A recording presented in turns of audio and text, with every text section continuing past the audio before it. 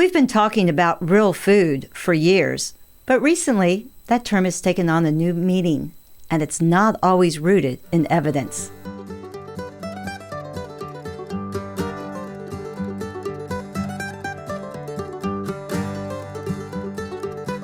Welcome to Rooted and Restless. I'm Marianne Smith Edge, and today I have a very special guest and friend to celebrate not only National Nutrition Month, but National Registered Dietitian Nutritionist Day. My friend, Dr. Keith Ayub.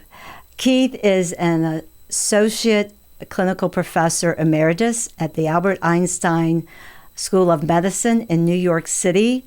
And Keith has led the clinic there for over 3 decades, specializing with children and adults in special needs and especially obesity. And the cool thing is he's been a media spokesperson for years, and I think you're everyone media's favorite, so it's only appropriate that I get to have you today on the podcast. So Keith, welcome. It's so great to have you, and let's talk about real food. I mean, we know what's out there, so you and I have talked about real food. So what do you think of the current chatter? It kind of symbolizes how much confusion there is out there. Because when, we said, just eat real food. It's like, I wanted, when let's face it, we're talking about Robert F. Kennedy, our Secretary of Health and Human Services. He sort of assumes that everybody knows everything, and just eat real food. And I want to say to him, we've been doing that for years, okay? And first of all, what do you think real food is? And please be very specific, because everybody with a vague term like real food is going to have their own interpretation. Is real food what you say it is, or is real food the kind of food that my family's been eating for years? Or are you referring to just real food that we eat in this country and not acknowledging that people in other countries are eating what they consider to be real food? Go off to another country and you might find that, oh, that's not real food. Well, it isn't to you, but it is to them. And so, there's this plethora of vague terms coming out of the Department of Health and Human Services that I think are serving more confusion than they are clarity. And we do look to our government agencies for clarity. And I don't think we have that today. We have more confusion, particularly because, recently issued dietary guidelines go against the what we know to be credible science. They were sort of, and I use the term very carefully here, marketed to us as gold standard science. I thought, whose gold standard science? It's the gold standard science that you want, but that's not how science works. Science doesn't always give us what we want. It gives us what's there.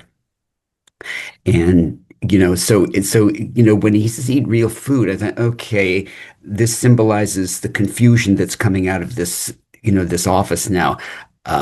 What do you mean? And please be very clear. And if you can't be very clear, that's a red flag. So I think you've written. That was a long-winded answer. No. So I think it relies back as a good opportunity to say how it can register dietitians help create some clarity to that. And the key would be, how would, seeing a patient, how would you define real food in that regard? That's such a good question. And I'm glad you mentioned registered dietitians, because an example of the difference here is that as registered dietitians, we have to follow a professional code of ethics. And that means that we make recommendations that are evidence-based. They are based on credible, sound science. Not the science that we necessarily like. It may not even agree with our personal philosophy. but it's what the science says. Now, how we interpret that or how you want to practice that as a consumer is up to you. But it's our professional obligation to give the most credible evidence on the total body of evidence that's credible. And what I would consider real food is, first of all, what are your needs? And look at what a person's needs are. And then also, how realistic is it for them to obtain the foods that they need? And that's going to take into account things like what do they have access to? What can they afford? So if somebody is saying, well, eat real food, well, this is the real food that I can afford, and this is the real food that makes sense for my family and for my lifestyle. And sometimes that might be convenience foods, but that doesn't mean that they're unhealthy necessarily. It just means they're more convenient. And, the idea of, well, the elephant in the room in this seems to be ultra processed foods. Or actually, they were never mentioned in the dietary guidelines, which registered dietitians I know picked up on this. They said, they didn't say ultra processed, they said highly processed foods. Again, another vague term. And when registered dietitians get asked what are highly processed foods, they will probably have a different answer than our administration might. But again, there is no formal definition of even ultra processed foods. So when we start making recommendations before we have clarity, that just breeds more confusion. And it makes it harder on registered dietitians to get accurate advice when it's contraindicated in much of the media. Well, and Keith, I think you bring up a really good point here is that too many times lately, I think how we quantify or classify food really is somewhat of a class system, perhaps to say, is that we want to demonize our choices or even create guilt. And I'm curious, in the years that you've worked in practice, I'm sure, like I have at times, been questioned, well, is it okay if I eat X? Because they're feeling guilty because it's like, I can't afford, all this whole food or some of these items. How do you respond to that to give people at least confidence that, they have options? That, Miriam, thank you for asking that because I was hoping we could get to talk to that. Because I don't think there's a registered dietitian who has ever practiced who doesn't get the question from people, is it okay if I eat XYZ? And it might be a convenience food they're asking about. It might be an indulgence food, and I've always felt that there's no food that should be verboten, and just completely prohibited. Um, you have to take into account what somebody's needs are, what somebody's likes are, and how realistic is it for them to comply with what is recommended. And when they say when they ask me, is it okay if I eat this? I said, yes. It's not a matter of yes or no. It's a matter of how much and how often. So it's really about how much and how often. Because if I told somebody you should never ever eat that food, to me, that is a red flag for junk science. Okay. That's extremism. It can be elitism. I remember, well, I'm all for eating fresh fruits and vegetables. I am a big fan. I am an advisor to the International Fresh Produce Association, so I'm a produce nerd. However, I also grew up in a family that had a budget, and sometimes fresh wasn't going to happen. Is it okay if are canned fruits and vegetables? Okay, yes, they are. So, and they're often more convenient. And, when people live in food deserts or, areas of the country where it might take them 30 minutes to get to the store and it's the middle of winter, no, you absolutely have canned fruits and vegetables. It's the way it is. It's also 100 years ago, um, how people preserved stuff, when they didn't have, fresh available all year long, much in much of the ways that we do now. So canned fruits and vegetables, fine. Frozen is fine. Dried is fine. I always say when it comes to fruits and vegetables, the best ones are the ones you're going to eat. Because we talk about what's nutritious and what's not, and I just say, stop. Nothing's nutritious until you eat it. And until it gets past the mouth, it is food, but it's not necessarily nutrition. And it only becomes nutrition when we eat it. And that means sometimes we always hear that sort of probably overused expression, meet people where they are. Um, I've had to do that. I work with a low income population. It's unrealistic for me to expect them to go out and buy orange peppers. It just isn't. As part of what I've done for the last, 3 decades plus, is go out into the neighborhoods where my patients live, look at what's available for them. Where are they realistically going to shop? And then actually I can advise them and say, look, I know where your neighborhood is. I said, and in addition to that, you've got a couple of fruit and vegetable stands there. That's where you want to go there. And I'd often say, bring your kids.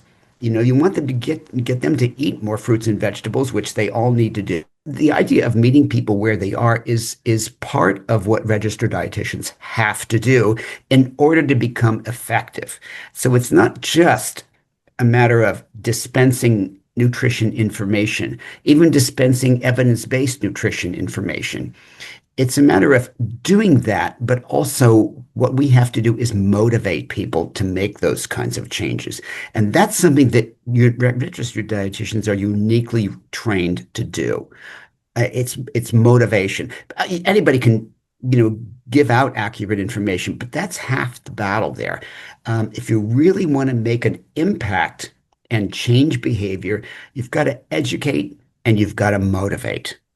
So it's that really learning, but also kind of energizing people. Say, listen, you can do this. And it's been an experience working with, I'm associate professor of pediatrics, but when you work with kids, you always have more than one patient. You always have two.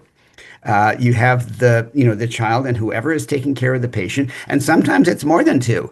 Sometimes a mom or a dad will come in, but also bring the grandma or extended family or some kind of, other, person that is heavily involved in the family. So you might have more than one person. And I want to talk to those people, especially if they are doing any kind of cooking or meal preparation, or they're feeding the child, etc. So I want to talk to anybody who's taking care of that child around food and meals, because that's the person I also have to motivate. And that's where motivation really comes in. You have to motivate the child, but you have to also motivate the parents. I always tell parents, if you want your children to eat better, and here's what I mean here is you can't expect a child to eat a better diet than the parents do. It's not going to happen. So if you want your kids to eat better than you are, I'm going to say this is why we need to change slowly. Okay. It's hard to change everybody in the household. And we don't have to change everybody for everything and do massive, dietary renovation. But we need to look at where we can make changes and start there.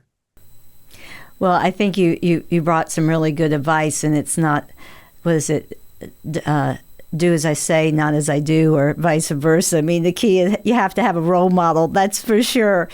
I want to jump back into some of the conversation about research and to the general public, that's not always exciting exactly. But what I think is interesting is that we also get sometimes the pushback is that, well, recommendations continue to change. And, I was excited to see that I just read over the weekend a nutrition or a National Geographic article, and guess what? You were quoted, and it was about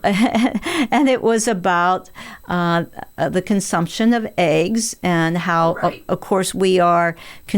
It's okay to consume more eggs because the linkage is not maybe there to the elevated cholesterol levels that we once thought. And so you and I know that people go, oh, well, then what do you believe? Because they used to tell us don't eat eggs or very few. Now it's okay. So, give us a little insight first on the changes, but we also know, science evolves. We get better at and things change. So give us a little more insight on particular the egg cholesterol aspect. But how do we get as dietitians explain to the consumer and to consumers listening to recognize that, well, science does change. Well, and you're absolutely right. It's science. It's not that science changes; it gets more fine-tuned. Right. And frankly, we ought to be glad that it does that. Otherwise,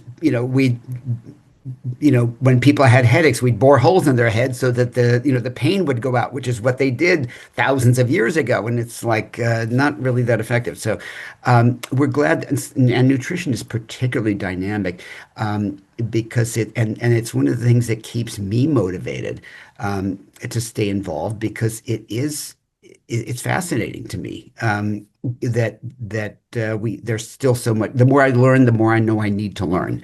And when somebody asks me about the whole eggs and cholesterol thing, I don't know that a registered dietitian I ever met ever said, don't eat eggs. Nobody ever said that. Right. But when people also say, well, the eggs are bad, nobody ever said eggs were bad. I mean, let's face it, a whole animal has to come out of that egg. It's got to have nutrition in there. And it's got to have good nutrition in there. But there's a difference between, eggs are certainly okay to eat. They were always okay to eat. Now we know they're okay to eat in somewhat larger amount, more regularly. But also, I get more concerned about what kind of company are eggs keeping and what else is on the plate with the egg. So, if there's a lot of high fat, low fiber food on there, and it might taste good. Nobody's arguing about the wonderful aroma of bacon and things like that. So, but it's how much and how often, and what else are you having in that meal? Is it just going to be, bacon and eggs and, like a lot of both, and then a wedge of an apple? No, not quite. Okay, so how much fiber is in that meal? How many other food groups are in that meal? Is it just about the protein? Because there has to be more. And what we're talking about here is balance. And that's, and it's not omission, it's balance. And when it comes to issues like eggs or saturated fat, this is where nutrition gets very nuanced. And you can't fit nuance into a headline, and that's unfortunate. Nuance doesn't. Whenever I read a study, for example, I don't look at just the abstract. And I've had reporters so many times say, this is the article that we're writing about, or that we're going to be, taping about, or whatever. And I say, okay, this is what it says. I said, send me the study, because I don't think you might be getting everything that's in that study. So I said, please send me the study, and I plow right through it and look at the limitations and the weaknesses of that study, as well as the methodology. How was it conducted? Because that's, to me, going to tell me whether this is credible science or not. Now, let's hear from Mindy Herman, registered dietitian, food and nutrition writer, and the guru on all the latest food trends. Hi, Marianne. Happy Frozen Foods Month. Here are a few insights from the latest Power of Frozen report from the American Frozen Food Institute. This is a tough economy, and it's boosted consumer interest in planning meals and cooking from home, as well as in wasting less food to cut costs. Frozen foods can play an important role. Nearly all U.S. households buy frozen food during the year. More people are combining fresh ingredients and frozen ingredients in the same meal. For example, grilled chicken and mixed frozen vegetables, which are among the fastest growing frozen foods. It's not surprising that Italian, Mexican, Mediterranean, and Asian frozen foods are most popular. Also, many consumers are looking for better for you frozen foods that use real ingredients, are minimally processed, and are high protein. And here's what people really love about frozen food: vegetables, convenience, and of course, pizza. Now, let's return to our conversation. First of all, I would say, you're right. And as I was listening to you about the egg, and it's like it's how its quality is by the company it keeps. Whole grain and avocados is a little different than maybe a high fat sausage link. The fact is, something also. Are we going to have 2 eggs and 2 pieces of bacon? And then are we going to have a big bowl of fruit salad? Are we going to have whole grain toast? Are we going to have a glass of milk there? So like, what else are you having there? And the truth is, if you have all those extra components that balances out the meal, there isn't going to be room for too much excess in the way of saturated fat. Or 2 slices of bacon is going to be okay. 2 eggs is going to be okay. In my house, I grew up with, if we're having scrambled or fried eggs, ours always smelled differently than when we went out to eat and got scrambled eggs, because my mom cooked them in olive oil. Right. They did everything in olive oil, And so that was just like, butter was for like bread or something, but you don't have butter in cooking. No, you have olive oil. So it was different. So it speaks to what's sort of okay. But again, there was always another component to that meal. It wasn't just about lots of eggs, lots of bacon. It's about balance. It's not about yes or no. So I think that balance makes maybe a segue back to, we keep talking about credible research, and you and I can pick up an abstract, but we also can have access to looking at whatever the headline was. But we know a large majority of individuals are going to read the headlines, but they're not going to read the study behind it. So how best can you advise for someone that's looking at that to discern whether what they're reading is what we deem as credible? What is credible, so to speak? And what's some good advice? Well, that brings up a good point, because so often a study isn't deemed credible if it was funded by a commodity or an industry group or something like that. And I've seen professionals say, "Oh, well, that was funded by fill in the blank."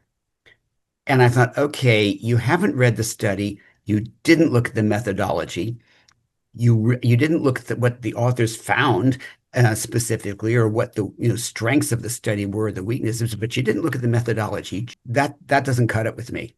It's not really doing the business of nutrition, or the really good analysis, the critical thinking of nutrition. And that's what I think is lost there. As soon as they look at the funding source, they automatically dismiss it. Okay, as biased. I say, well, if you're saying that without even reading the study, I would say the bias is going on you. I said, because you've already made a judgment without even looking further. Okay, well, if it's just funded by industry, it doesn't make any sense. No, I have seen studies that were absolutely fabulous and done, funded by industry, but with absolutely no input on the design. So the design is really what's important to me, more than the funding source. Also, it brings up a point where if for example, we know how nutritious foods like nuts are, foods like almonds and walnuts.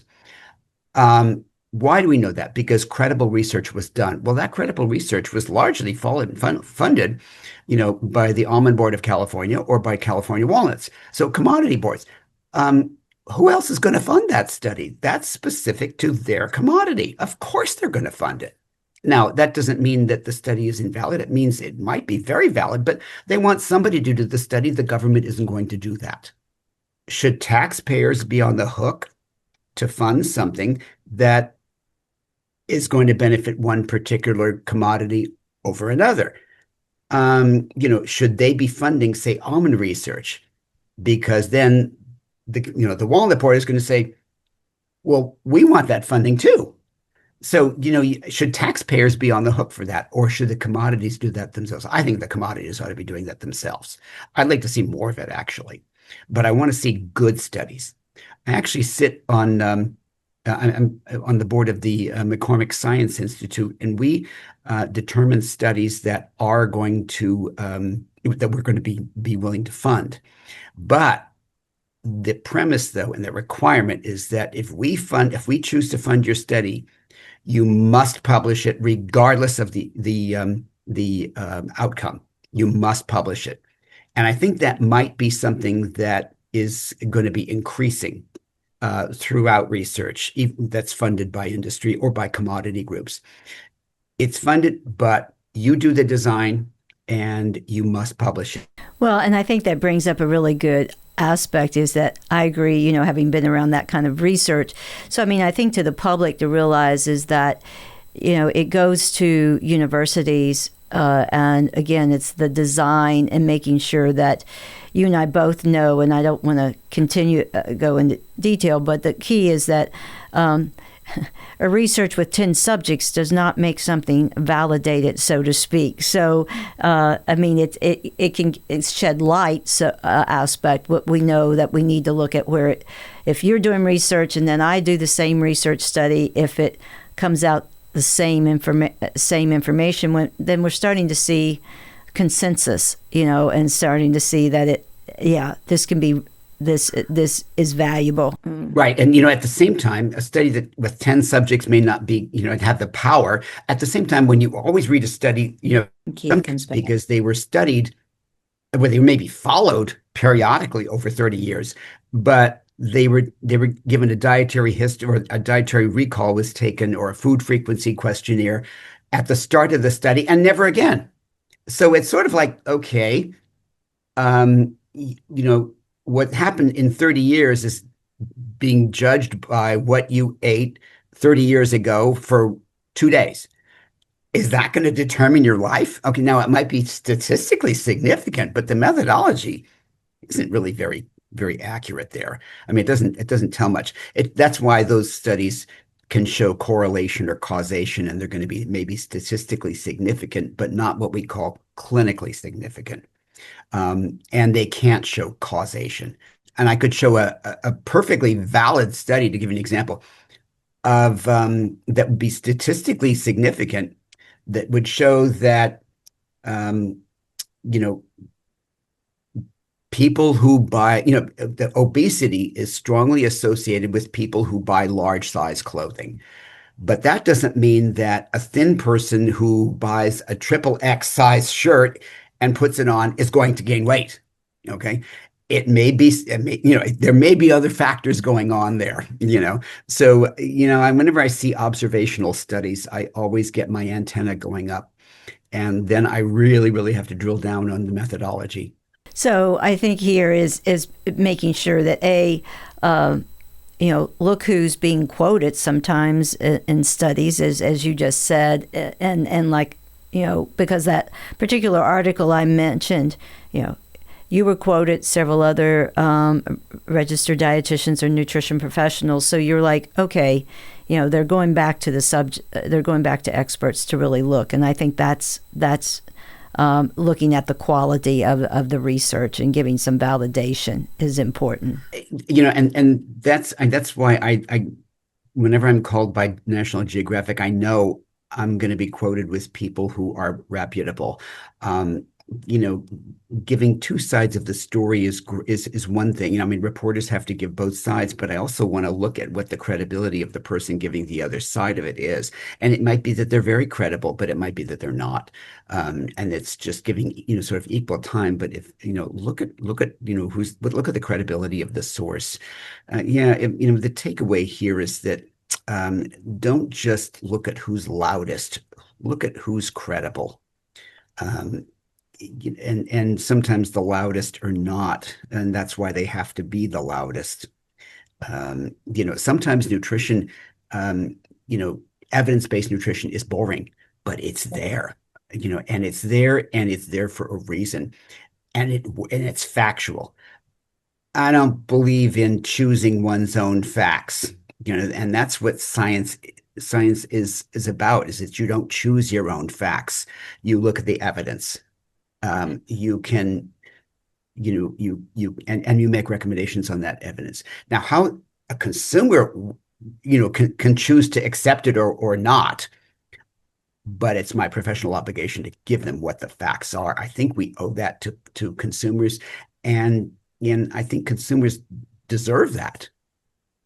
Well, and I think you raise a good question and kind of validates the importance, and you've mentioned before, the difference between a registered dietitian nutritionalist and someone holding themselves out as maybe a lifestyle, influencer, is that you and I have, based on our code of ethics, we're responsible for communicating the science, or what the evidence is. Where if we don't have a code of ethics, guess what? We can say anything, basically. And I guess you and I could say anything, but we don't feel like to uphold our profession and our nutritional background, we're obligated to definitely uphold that, which is so important. And you're right, and that's why I like to tell people that registered dietitian nutritionists have to undergo. They're the most trained nutrition professional. People have no idea the kind of education and internships and training that we have to go through before we get, and the exams we have to go through before we get that RDN after our names.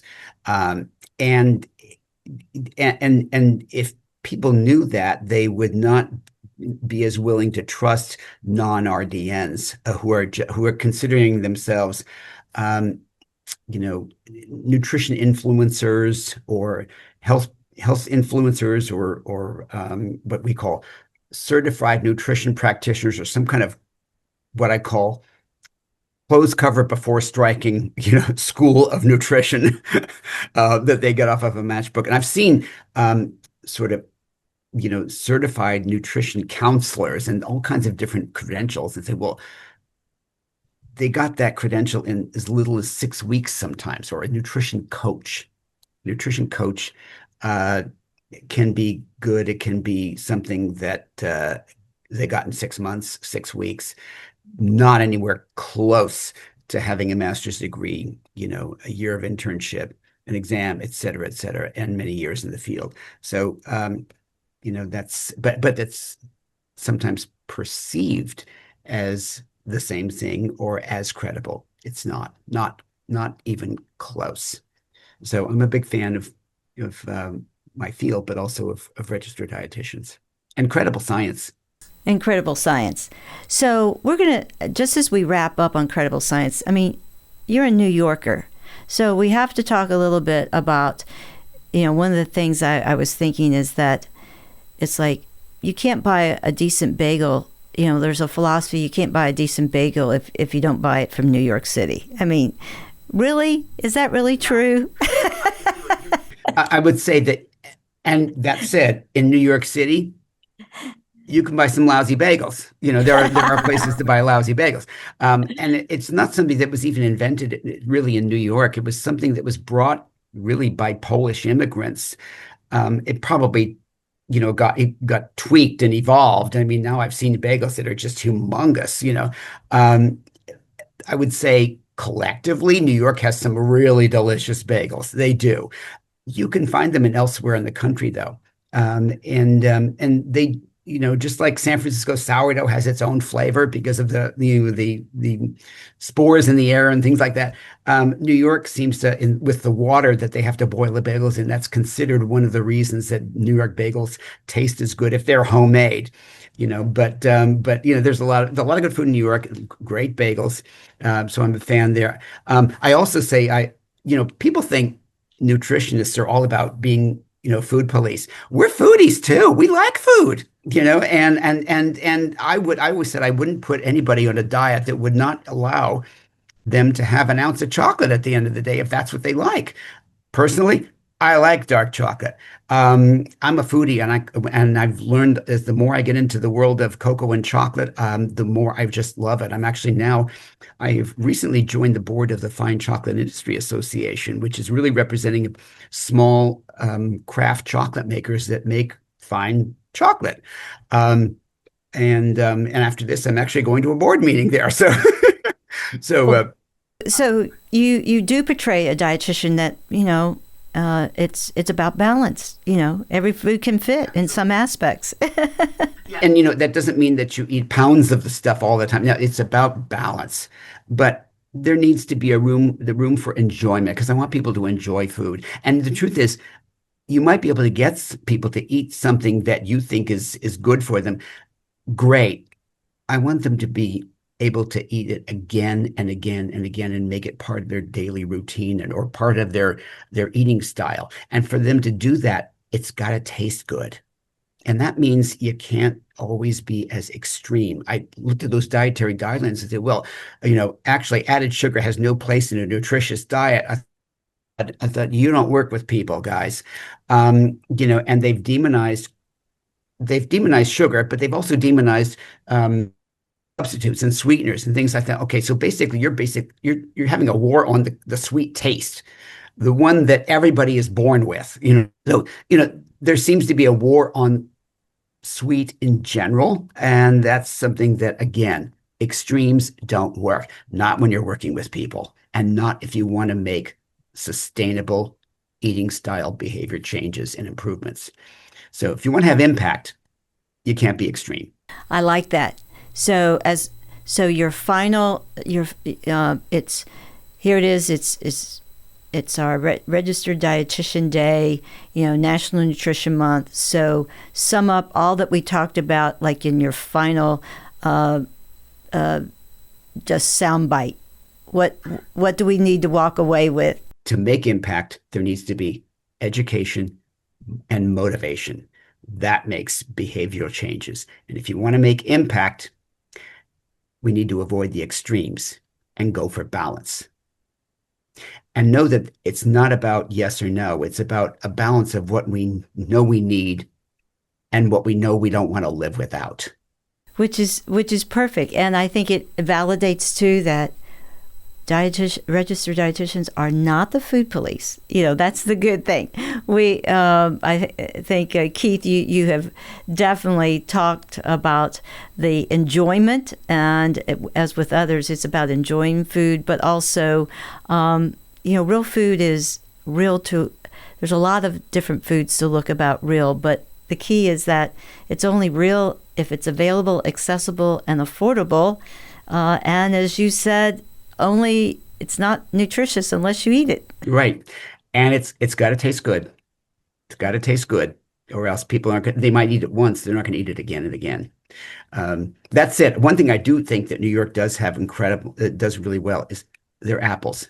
The apples they grow here are absolutely phenomenal at the farmer's market, because we get so many different varieties that are just not commercially available everywhere. So yeah, I hit the farmer's market and I just love the apples in New York. So yeah, that's a big, those I think are really incredible. Well, thank you, Keith, for all your wise, as always, advice and insights on nutrition in general, and as well as insights on how to discern research. Because after all, here's to our health, and good health comes with good food. So, thank you very much. Thank you for having me, and thank you of the hot topics of today. Thank you so much, Keith. As Keith and I discuss, nutrition information is everywhere. And the good news, it does hit the headlines. Bad news, what you read is not always maybe based on evidence and credible science. So how do you distinguish between the two? First, the key is to really look at what is being published. If it sounds too good to be true, it may be. But at the same time, remember, if a food is being demonized or also highlighted, look a little deeper. The key here is that it's really a combination of food that makes us healthier. Moderation can sound boring, but yet it still works. So here's to your health in March and beyond. And for good information, check out a registered dietitian, one who is credibly trained, and information is based on sound science and ethics. Thank you for listening, Rooted and Restless. It's all about digging deeper into the behind the scenes about food, agriculture, and nutrition, because after all, every food has a story, and sometimes it's not as simple as it seems. Subscribe to Rooted and Restless wherever you listen to podcasts, or find us on YouTube.